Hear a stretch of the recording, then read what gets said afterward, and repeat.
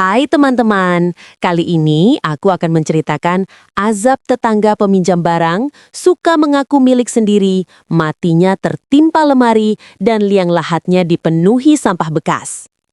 Sebelum mulai, alangkah baiknya di-subscribe dulu, biar saya selalu upload video setiap hari. Sudah? Makasih. Di kampung kecil bernama Kampung Cempaka, orang-orang saling mengenal hingga ke kebiasaan paling sepele. Siapa yang suka bangun kesiangan? Siapa yang rajin ke musola? Sampai siapa yang paling sering pinjem tapi lupa balikin. Nama itu sudah lama melekat pada satu orang, Bu Narti. Rumahnya persis di sebelah rumah Bu Siti, hanya dipisahkan tembok setinggi dada orang dewasa. Tembok itu sudah kusam, penuh bekas jemuran dan paku karatan, seolah jadi saksi bisu keluar masuknya barang-barang yang tak pernah kembali ke pemilik awalnya. Bu Siti dikenal warga sebagai perempuan yang halus bicaranya. Senyumnya gampang muncul, meski hatinya sering tergores. Ia tipe orang yang lebih memilih menahan rugi daripada menyinggung perasaan. Prinsip hidupnya sederhana, yang penting rukun. Berbeda jauh dengan Bu Narti. Pagi itu, sekitar jam 9, Bu Siti baru saja selesai menyapu teras ketika terdengar ketukan di pintu.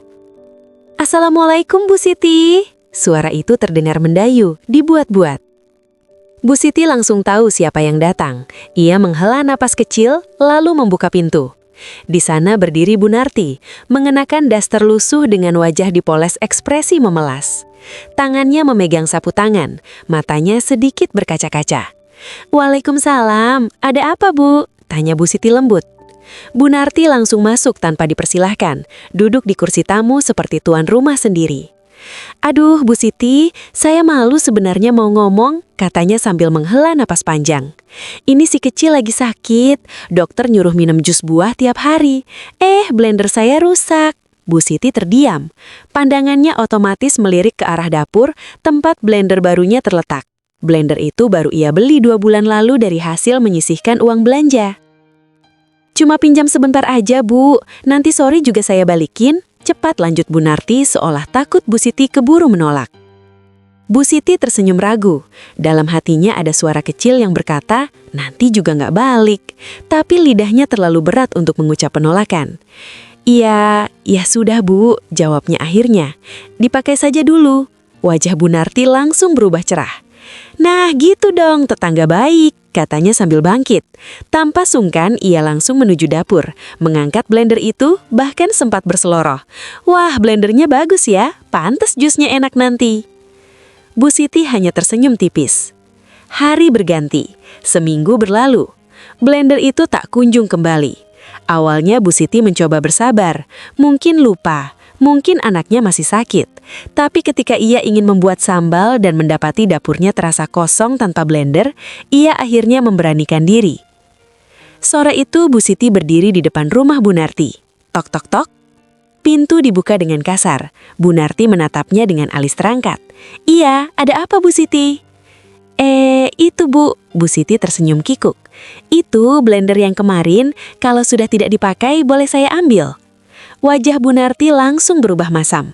"Hah?" Suaranya meninggi. "Ya ampun Bu Siti, blender murahan begitu saja ditagih terus?" Beberapa warga yang sedang duduk di pos ronda otomatis menoleh. "Saya kan bilang nanti dibalikin kalau sempat. Saya ini sibuk, masa perkara kecil begini diributin?" Pipi Bu Siti memanas. "Maaf Bu, saya cuma..." Sudah, nanti juga balik, jangan pelit jadi orang." Bu Siti pulang dengan langkah gontai. Malamnya ia menangis diam-diam di dapur, merasa bersalah padahal ia korban. Yang tidak Bu Siti ketahui, blender itu sudah tidak ada lagi. Siang tadi Bu Narti menjualnya ke tukang loak keliling. Uangnya langsung habis untuk jajan bakso dan es teh manis. Sambil menyuruput kuah bakso, Bu Narti sempat tertawa kecil. "Halah," gumamnya, "barang tetangga itu barang umum, milikmu ya milikku juga."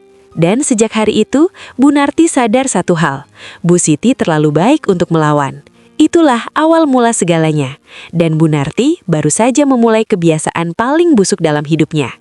Sejak kejadian blender itu, Bu Narti seperti menemukan ladang baru untuk memuaskan kebiasaannya. Ia tidak lagi sekadar meminjam barang kecil. Keberaniannya tumbuh seiring kesabaran Bu Siti yang terus diuji. Pagi itu, bau gas tercium samar di dapur Bu Siti. Tabung gas hijaunya hampir kosong. Ia sedang menimbang-nimbang untuk membeli gas baru ketika terdengar suara khas dari balik tembok. "Bu Siti!" Belum sempat Bu Siti menjawab, Bu Narti sudah muncul di pagar. "Gas saya habis, Bu. Anak mau masak. Pinjem dulu ya 1 tabung," katanya sambil tersenyum tipis. Bu Siti ragu. Bayangan blender yang tak pernah kembali muncul di kepalanya. Namun seperti biasa, rasa tidak enakan menang. "Ya, dipakai saja dulu, Bu." Tabung gas itu kembali 2 hari kemudian. Ditaruh di teras tanpa salam. Ketika Bu Siti mengangkatnya, ia langsung tahu, kosong melompong. Ia memejamkan mata, menelan kecewa. Belum seminggu berlalu, datang lagi permintaan berikutnya. Kali ini lebih parah. Menjelang salat Jumat, Bu Narti datang dengan wajah sok serius. "Bu Siti, karpet masjid lagi kotor. RT minta pinjam karpet cadangan buat pengajian sore ini," katanya sambil tersenyum tipis. Bu Siti ragu. Bayangan blender yang tak pernah kembali muncul di kepalanya. Namun seperti biasa, rasa tidak enakan menang. "Ya, dipakai saja dulu, Bu." Tabung gas itu kembali 2 hari kemudian. Ditaruh di teras tanpa salam. Ketika Bu Siti mengangkatnya, ia langsung tahu, kosong melompong. Ia memejamkan mata, menelan kecewa. Belum seminggu berlalu, datang lagi permintaan berikutnya. Kali ini lebih parah. Menjelang sholat Jumat, Bu Narti datang dengan wajah sok serius. "Bu Siti, karpet masjid lagi kotor.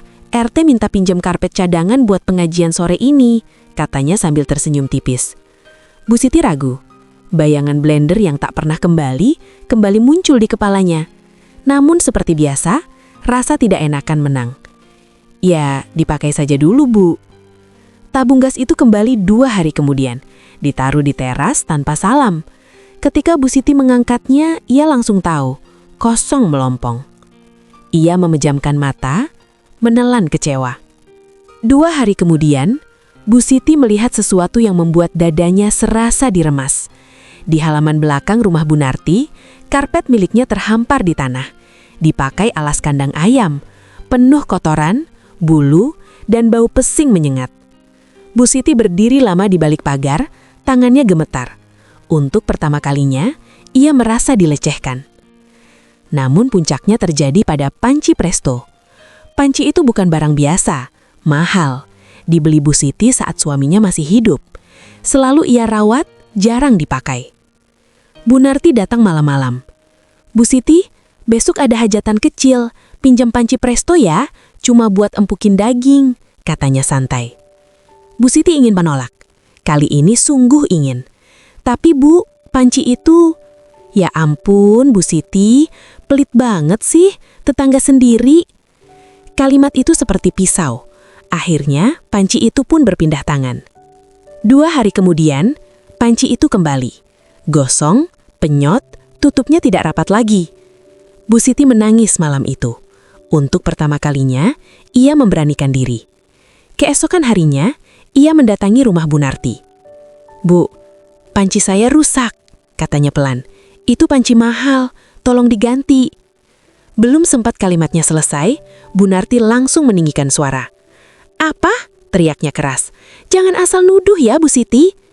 Beberapa ibu-ibu yang sedang berkumpul untuk arisan langsung menoleh. "Kasihan ya Bu Narti. Bu Siti kok gitu sih?" Bu Siti terpaku. Kata-katanya terkubur oleh suara Bu Narti yang dramatis. "Saya ini orang susah," tangis Bu Narti. "Ditindas orang kaya." Sejak hari itu, pandangan warga berubah.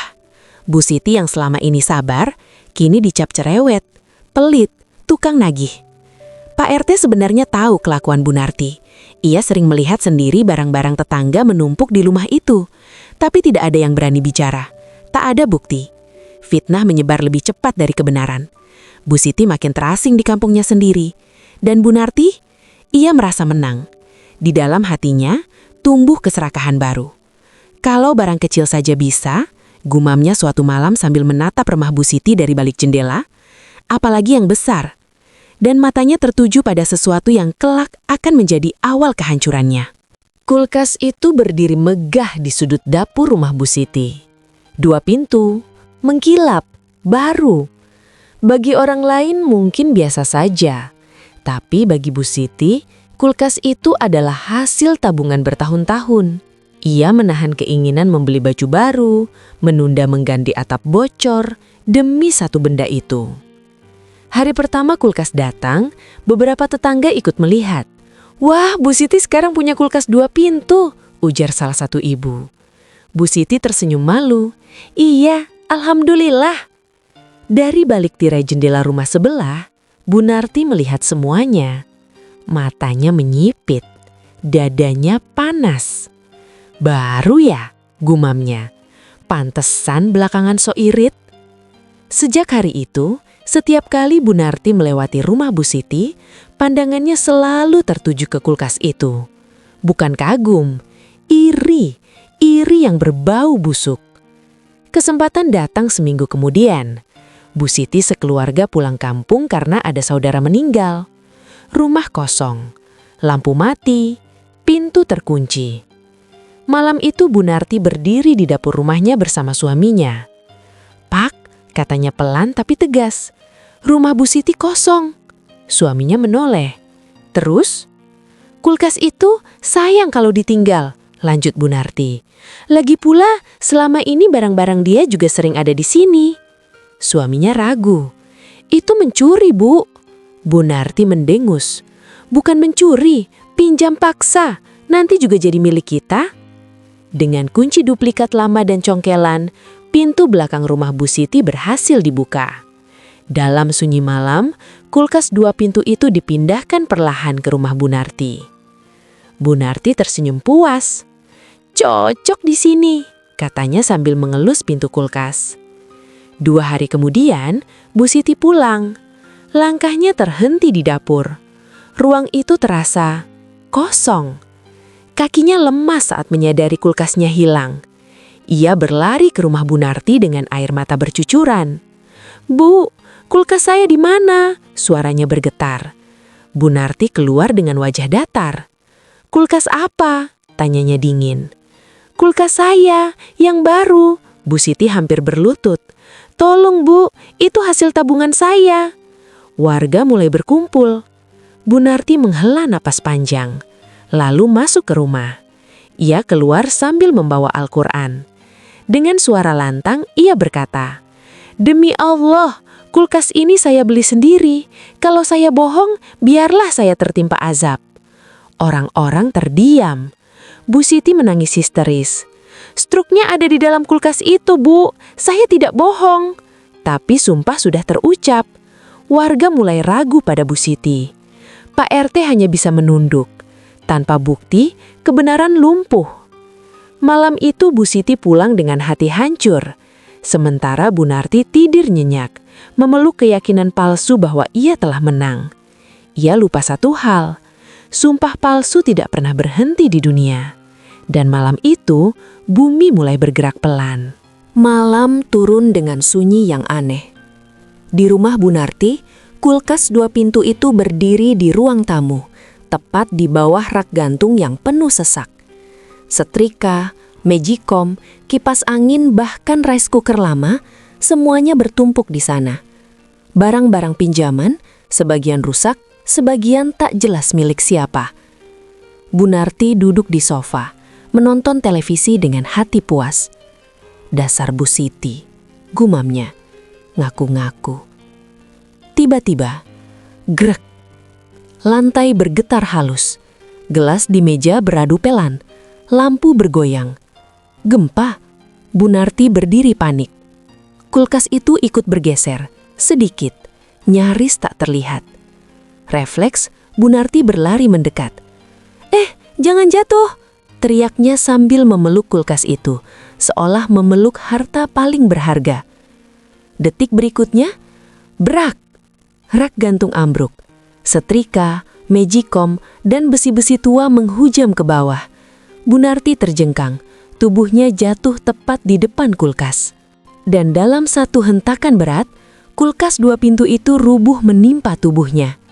Suara retakan terdengar singkat. Semua berhenti. Bu Narti tewas seketika, dengan posisi tangan mencengkram pintu kulkas, seolah tak mau melepaskan. Pagi harinya, kampung gempar. Jenazah Bu Narti hendak dimasukkan ke keranda, tapi ada yang aneh. "Tangannya kok kaku begini?" ujar salah satu warga. Kedua tangan jenazah Bu Narti mengeras dalam posisi mencengkram. Dipaksa pun tak bisa lurus. Akhirnya keranda tidak bisa ditutup rapat. Keanehan belum berhenti. Saat keranda diangkat, para pengusung terhuyung. "Berat banget," keluh seorang warga. "Kayak bawa lemari besi." Punggung terasa panas, langkah tertatih. Padahal tubuh Bu Narti kecil. Di tengah perjalanan ke pemakaman, langit mendadak gelap. Angin berputar kencang. Plastik bekas, botol kosong, panci penyok, bahkan barang-barang rongsokan berterbangan, menghantam iring-iringan jenazah. Orang-orang beristighfar. Di kuburan, liang lahat yang sudah digali mendadak menyempit. Tanah mengeras seperti batu. Saat dipaksa, terdengar bunyi gesekan aneh. Dari dalam tanah muncul pecahan beling dan paku berkarat. Warga saling pandang dengan wajah pucat. Pak Ustadz akhirnya bersuara lirih. Sesungguhnya, hutang barang yang tidak dikembalikan akan menjadi beban yang memberatkan langkah menuju akhirat. Beberapa hari setelahnya, keluarga Bu Narti ketakutan. Satu persatu barang-barang tetangga dikembalikan. Blender rusak, karpet bau ayam, panci gosong, dan akhirnya kulkas 2 pintu milik Bu Siti. Bu Siti menerimanya sambil menangis, bukan karena senang, tapi karena lega. Warga pun sadar, fitnah runtuh bersama tanah kuburan yang akhirnya menutup rapat. Kampung kembali tenang. Dan sejak itu satu kalimat selalu diingat warga kampung Cempaka. "Barang yang kau ambil dengan zolim akan menagihmu, di dunia atau di akhir." Terima kasih telah menonton cerita ini. Jika suka, klik like dan subscribe biar channel ini berkembang. See you di next video.